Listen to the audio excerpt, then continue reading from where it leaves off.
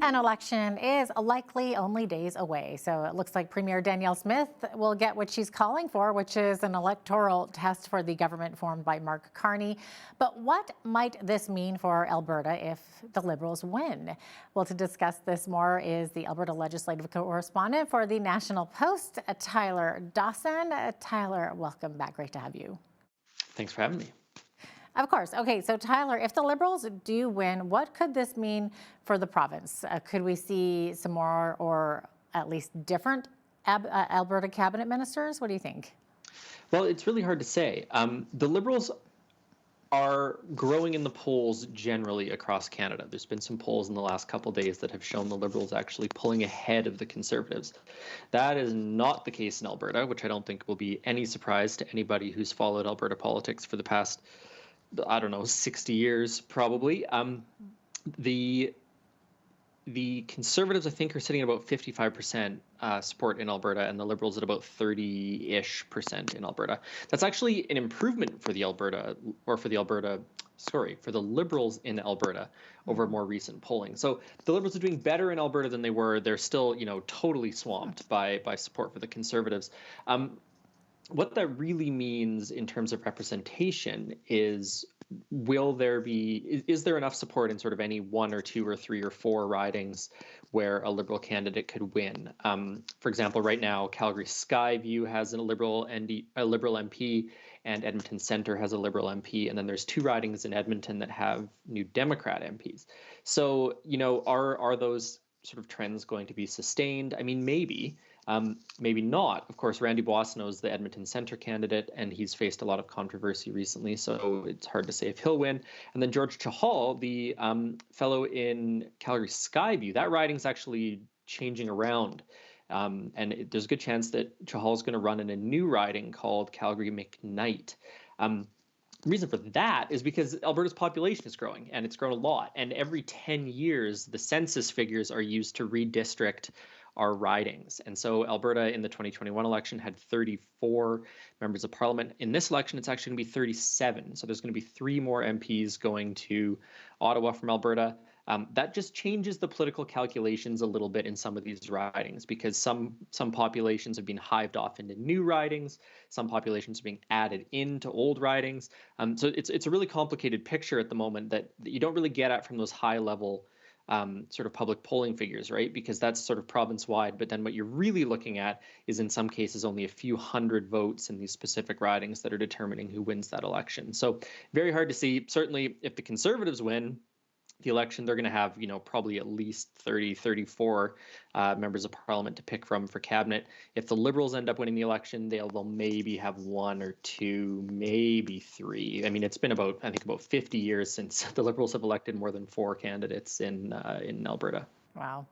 And then the provincial government has lately been blamed for funding for educational support staff, as we have lately been seeing thousands of workers in Edmonton, Calgary, Fort McMurray, and elsewhere walk off the job earlier this year, and they've been on the picket lines.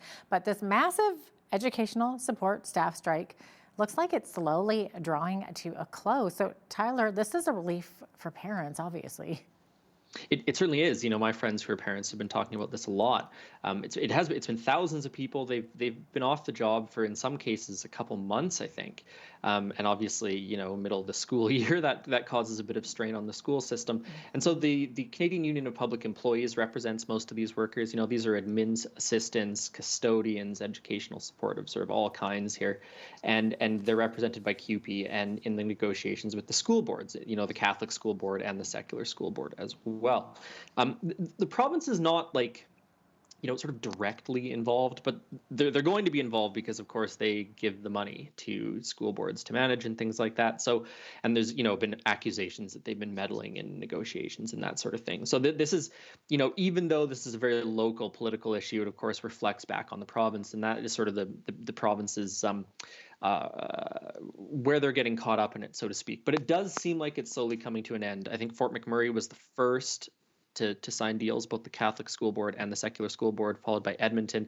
Calgary, I believe they're maybe back on the job by Friday, depending on how some of these negotiations go. Because, of course, they get an agreement and then it needs to be ratified by the union and so on. So always a little bit of little bit of space for things to go wrong at sort of the 11th hour in these things, but it does look like things are sort of calming down, coming to a close, and folks will be back on the job in most of these areas that are striking. Yeah, it'll be great to see them back in the classroom for sure. Tyler, Premier Danielle Smith dealing with a controversy over her decision to travel to an event in Florida to appear with Ben Shapiro, Ben Shapiro, the right-wing podcaster down there in the U.S. So I guess he's had a long list of controversies attached to him. So Tyler, what can you tell us about this? Yeah, so the event is there's a group in the United States called PragerU, which is sort of a conservative sort of educational institution. They write books for kids based on conservative values and sort of stuff like that. And so it's a gala celebrating PragerU, and Ben Shapiro and Danielle Smith are going to be appearing together as sort of guests or speakers, what have you, at this gala. And so the controversy is sort of twofold. I mean, the first is that she's appearing with Ben Shapiro, who is, a super controversial guy, even in the United States. And the other part of it is that she's traveling on the taxpayer dime to this event. And so, Smith sort of moves in right-wing circles in the United States. I mean, I think that's been no surprise over the last few months. We've seen her at Mar-a-Lago with Kevin O'Leary and Jordan Peterson and stuff like that. So, that part of it's not unusual. But it is controversial. Like, obviously she can argue that this is boosting Alberta's prominence in the United States and things like that. But it's going to be controversial here at home. I mean, there's hundreds of thousands of people who disagree rather strongly with President Donald Trump and Jordan Peterson and Ben Shapiro. So that's part of the controversy. And they're also sort of saying, well, why are you going to this event with Ben Shapiro? Donald Trump's not going to be there.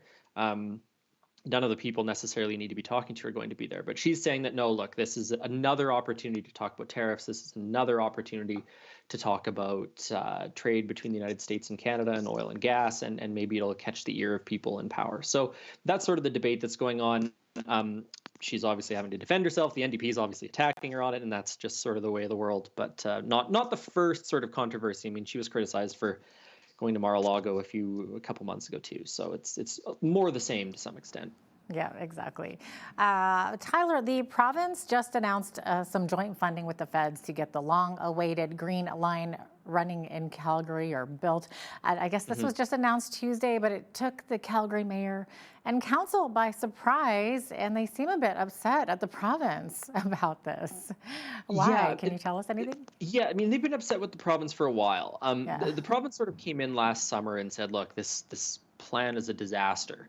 And sort of started walking out on the deal that had been signed and all that sort of thing. So there's been these negotiations going around over funding and also the route of the LRT. And the route is what has been of particular trouble to council. They don't necessarily want an elevated route. The province has sort of drawn up its own plans, this, that, and the other thing. So what it seems like we have now is the provincial government and the federal government sort of agreeing to put money behind this plan that was developed. And that isn't necessarily the plan that City Council loves. And so that's why they seem to be sort of taken by surprise. They see the planning as the plan we're going ahead with as being sort of a troublesome plan that has all these other problems, but there's money behind it now. So it is the latest in a very long-running saga. And at least part of the controversy here has to do with the fact that the original Green Line document was inked when Naheed Nenshi was mayor. He's, of course, now the leader of the New Democrats here.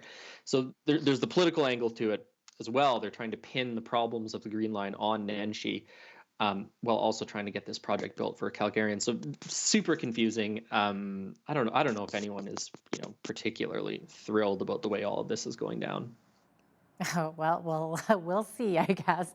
Tyler, the Alberta Energy Regulator commissioned a study to look at our natural gas, and it turns out Alberta has way more than we thought. What can you tell us about this? Yeah, so the sort of initial estimate, or the earlier estimate of how much natural gas we had, was about 24 trillion cubic feet, I think is the number. And now we figure it's about 130 trillion cubic feet.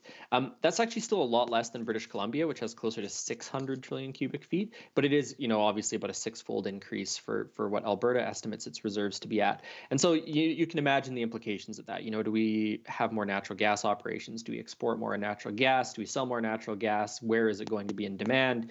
perhaps the United States, as some of their sort of wells begin to run dry, possibly moving over to Asia and Africa to displace some other forms of energy. So that's sort of the high level look at it.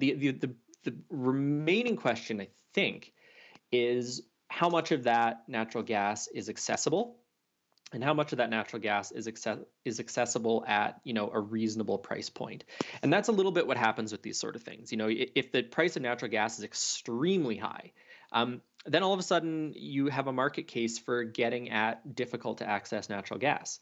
If the price of natural gas is very, very low, then why would you spend massive amounts of money on getting this stuff out of the ground? So it's a bit of a catch-22, right? You could have this huge supply, but if you can't get at it at a reasonable cost, how much good does it do you?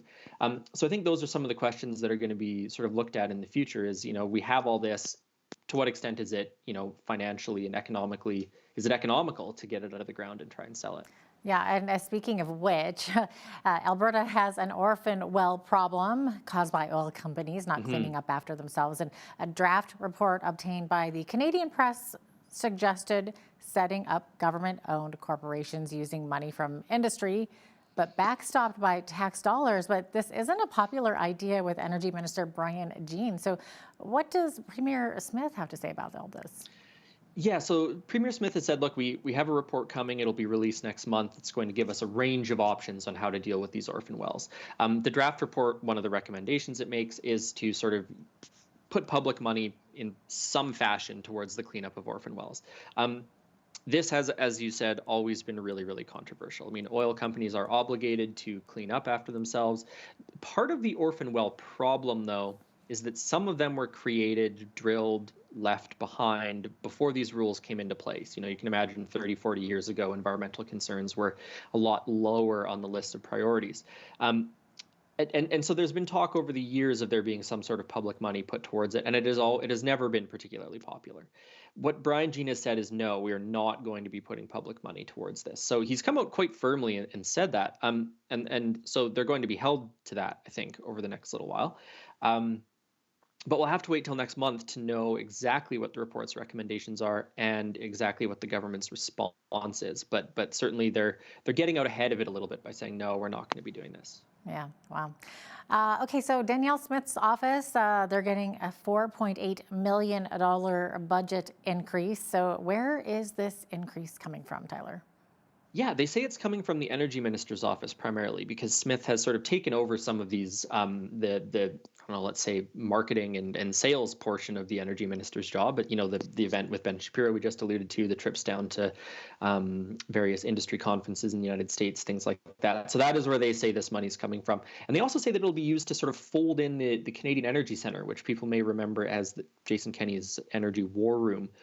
They're sort of folding that into government as well. So that seems to be what's sort of going on with that. Of course, people are going to see legislators giving themselves raises and more money for their offices and get a little bit outraged about it, which is fair game in politics. But they do say it's mostly just money being shuffled around from other departments.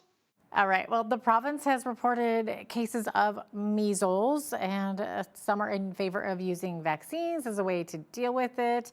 The opposition being very critical also about this. Health Minister Adriana LaGrange, she's waffled a tiny bit on whether parents should vaccinate their kids. What are her concerns, Tyler? Well, yeah, the NDP has tried to make a big deal out of this, saying that LaGrange is not being clear enough on measles vaccines. She did come out this week and say she absolutely supports parents vaccinating their children against measles. Very preventable illness. I mean, you and I are certainly of the generation when we remember everyone walking down to the school gym in grade 2 or 3, whatever it was, to get our measles vaccines. And the outbreak is not massive. It's, a handful of people up north and then a few people in Calgary and Edmonton. The problem is measles is incredibly contagious. And you need, I think the number that health experts put on it is about 95% vaccination rates to sort of prevent the spread of it around the population. And the number of people with measles vaccinations has been declining over time. So we have this outbreak. And, obviously this is poking at some old wounds from the COVID years about vaccines and vaccine hesitancy and skepticism about vaccines. So it's not, a colossal crisis just yet, but certainly a frightening thing for people with young kids. And the health minister is sort of trying to navigate this a bit by explaining what the government's response has been, the healthcare response, and also trying to encourage people to get their vaccines because, at the end of the day, that's the best way for parents to keep their kids safe from measles. Yeah. Alberta legislative correspondent for the National Post, Tyler Dawson, thanks so much for joining me today. Great to have you on. Always a pleasure.